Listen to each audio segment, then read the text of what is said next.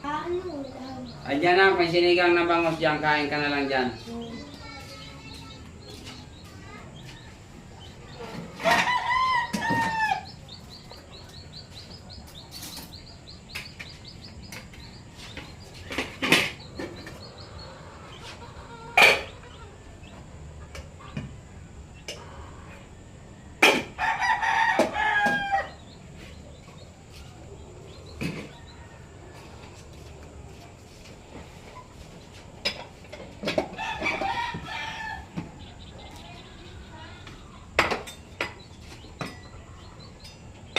Ano ba ito? Hindi lang naman nalinisan. Hindi malinis yan. Hinugasan ko pa ng husto yan eh. Tignan mo pa.